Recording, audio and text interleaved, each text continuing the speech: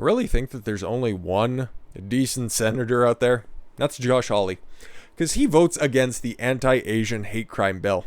He looks at this, he realizes that the wording is far too vague, and the slippery slope fallacy that some people like to tout is in fact real life, okay? This happens all the time. And if you think that virtue signaling for anti-Asian hate right now is the most popular thing, just expand that out and realize that the other side can weaponize this against whatever group they want to make their pet project at the moment. And unfortunately, yeah, he was the only one who voted against it.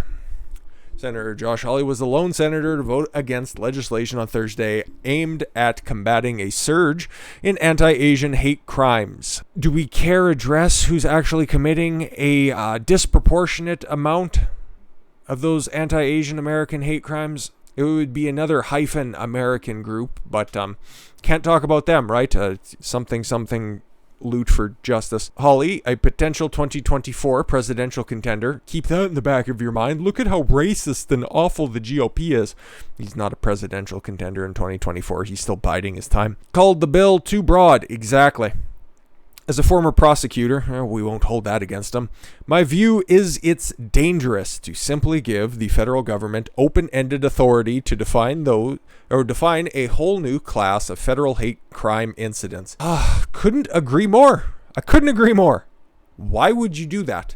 Why would you put new hate crime laws on the books, okay? If I was to run around and beat somebody up, okay? Let's just say I wanted to take a tire iron to somebody's skull. Just a random individual. Or even somebody that wronged me, okay? Just because they might happen to be a different race, or in the future, just a different gender. They might identify as a snake or an attack helicopter, what have you. That would give me an additional charge on the fact that I caved somebody's skull in. It's fucking retarded. The bill from retarded Senator Mazie Hirono requires the Justice Department to designate an official to review coronavirus-related hate crimes and beefs up the state and local resources. I'm sure that it'll just state that, right? It's part of the deal with, oh good, it was a bipartisan effort, I'm sure. Senator Suzanne Collins, bipartisan, rhino. She changed the language on the guidance should be offered by the administration from the best practices to mitigate racially discriminatory language to guidance aimed at raising awareness of hate crimes during the COVID-19 pandemic. Raising awareness of hate crimes. So you need money allocated for that? I got to press X to doubt on that one. Hirono also worked on the legislation with Senator Richard Blumenthal and Jerry Moran. We all know what that sounds like. That aim to strengthen the reporting of hate crimes and boost hate crimes data. This right here is an infringement on that, which amendment is that? Oh, right, the First Amendment. Offers support for hate crime training, for law enforcement and establishes a hate crime hotline. Yeah, that won't be abused. Hate crime training for law enforcement officers, yep. But who gets to define what a hate crime is? Oh, Democrats, right. Though Republicans filed dozens of separate amendments to the bill, only 3 got votes, and each failed on Thursday to getting added to the legislation. You know what they failed to pass, by the way? There was an addendum that was filed by Ted Cruz and Senator Kennedy from Louisiana. That was to remove any funding from institutions, from schools, universities, what have you, that had disproportionately affected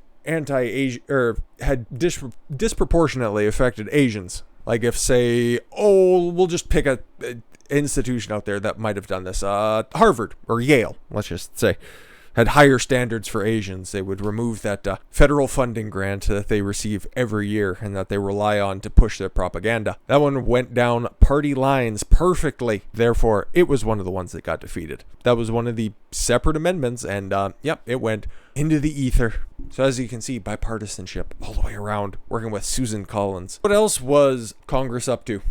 Well, the Democrat-controlled House votes to transform D.C. into a state. Of course they would. But it's also going to fail. So I wouldn't get your panties in a bunch. Did a video. I think that was on my birthday. Early March. That detailed why it's constitutionally not going to happen. Just some of the bullet points. You cannot create a state out of land given away by another state. And D.C.'s on land that was appropriated from Virginia and from Maryland, so that one already fails there. And also, it's in the Constitution that the capital is supposed to remain sovereign. So it's going to be fun to see them try to justify this one. The House voted to transform Washington, D.C. into a state Thursday on pure party line vote of 216 to 208. There were a handful of people that were out for the session, but that's how it lines up, of course. Before the vote, House Speaker Nancy Pelosi argued in favor of the bill, describing Washington, D.C. residents as being denied the right to fully participate in their democracy. So what, does Washington, D.C. have its own democracy that's separate from the rest of the country's constitutional republic? I guess. I don't know. They can still vote for president. They can still vote for a mayor. They can still vote for the people who actually govern over the city. It's not like they're going to have any additional space given to them. It's almost like you guys just want your own blue house, an additional blue house seat, 2 more senators for all time. It's almost like this is a power grab. That's what one could describe it if they wanted to look at it in those terms. The speaker saluted Delegate Eleanor Holmes Norton for her leadership in bringing the historic legislation to the floor. Norton then said of her legislation, Congress has the moral obligation and constitutional authority to pass H.R. 51. But then there's 2 other houses that it'll have to get passed first and foremost. Biden would just rubber stamp it. He's not one of them. In the Senate, this one's going to be a little bit tough because as much as you think that the purely political lines are going to be there, I'm pretty sure that this one's going to have to go through a 3/5 majority, and the votes just simply wouldn't be there whatsoever, because it would have to be a constitutional amendment. And the Supreme Court for just being absolute cucks on pretty much everything, because not everybody is Clarence Thomas. It would never get past there because they just take one look down the Constitution and be like, yep, for a couple of different reasons, it can't be a state. So this one's going to be dead on arrival. So it's a wonderful piece of legislation that Democrats can say, and that they can go ahead and maintain their, 8-2 voting rate in Washington, D.C. forever. I don't even know the last time that they even sniffed voting Republican. It's always been a 3/4 vote for them. This is just a pure and partisan power grab, just like, the James Coomer from Kentucky spoke out opposing legislation. Let's be clear. Let me be clear what H.R. 51 is all about.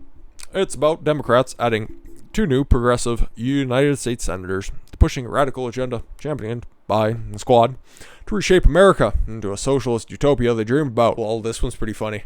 Representative Jody Hice from Georgia voiced his opposition to the idea that Washington, D.C. has no representation, calling it absolutely false. Yes, because the delegate from Washington, D.C., Eleanor Holmes Norton, was the one who proposed the legislation. So I don't know. What, was she just sitting in the balcony one day, a piece of paper just fucking floated down there like a paper airplane? Assholes.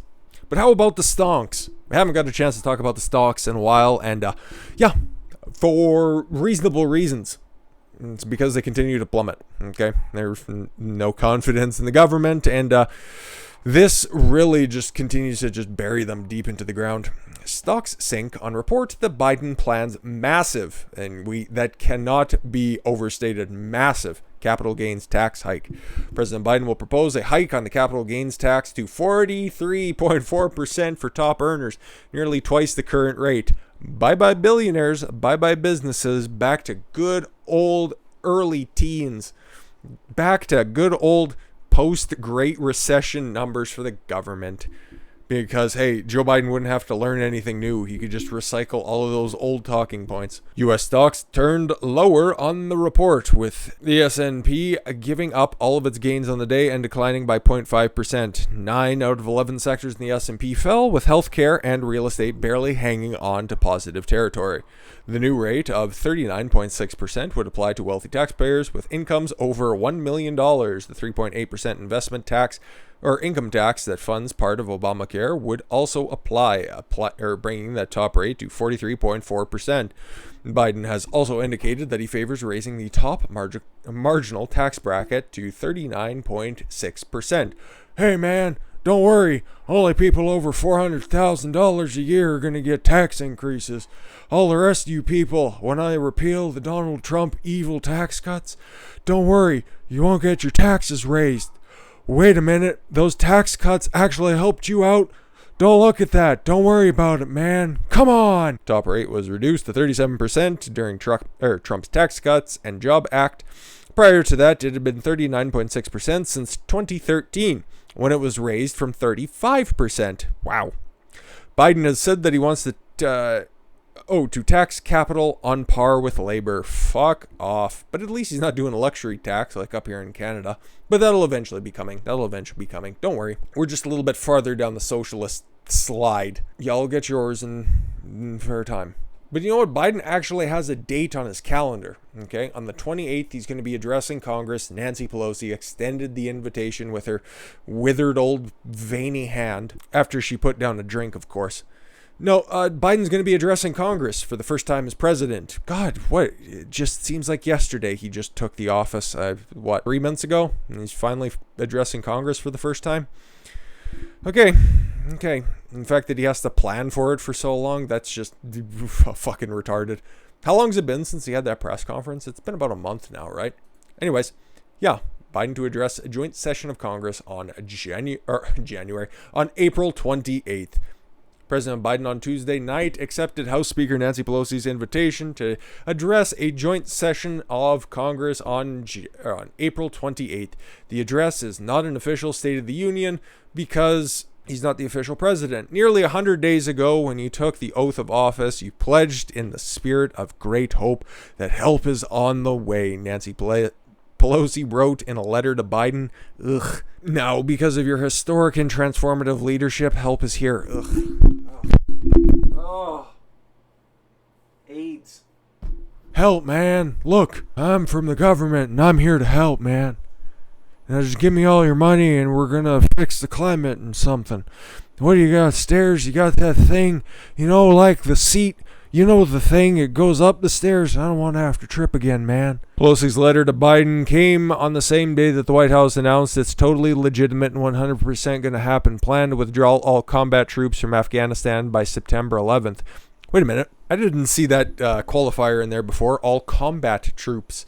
Yeah, there's your opening to walk that back. I will once again wholly expect, because Biden said it and he's the most popular president of all time. The numbers don't lie. Till the next video when we take a look. Those troops are going to be out there by September 11th, and we won't be getting an update. That'll probably just come in on, page 29, somewhere around there. We're going to have to hold off on that because ISIS or something. But it's weird. Okay, so this is not going to be an official State of the Union, but there's already 2 rebuttals that are planned.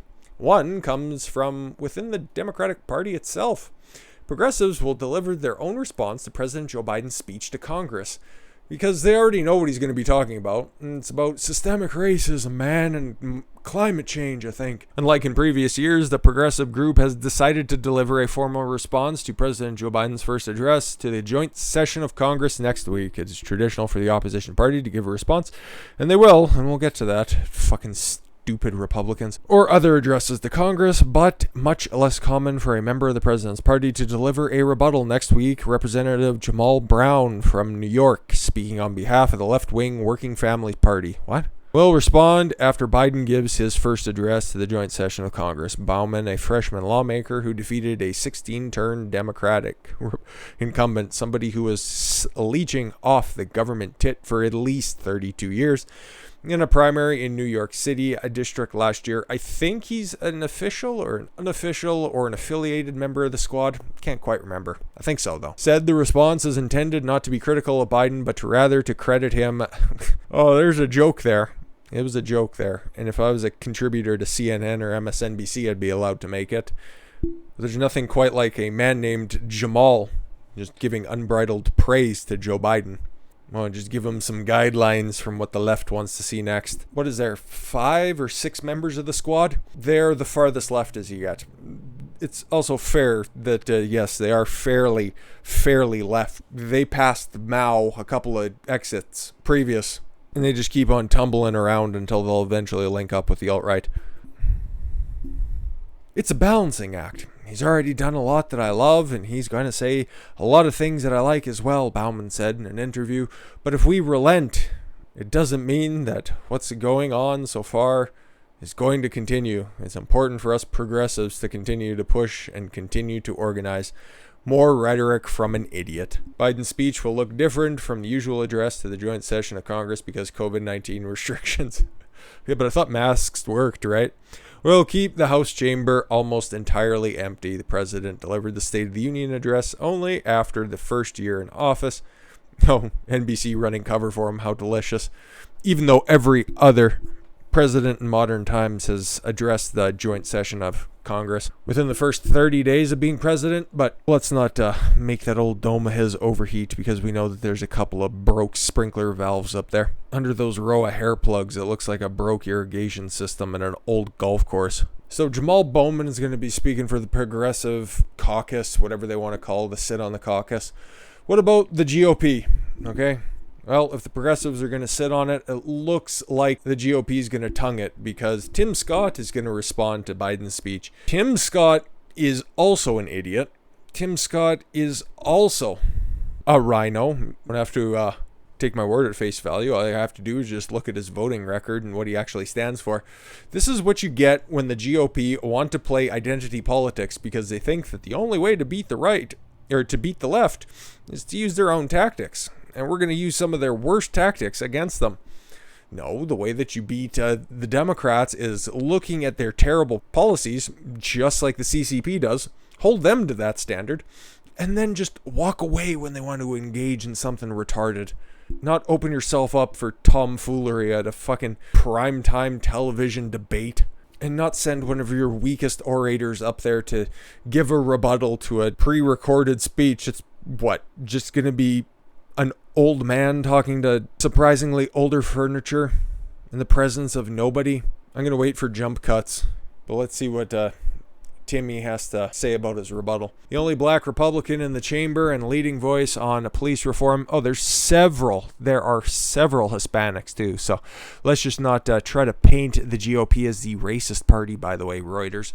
Will deliver his party's response to President Joe Biden's address to Congress next week, when Biden is expected to urge action on the issue. Scott, a rising star within his party. These motherfuckers are off the reservation. Where the fuck are they reporting from? Mars?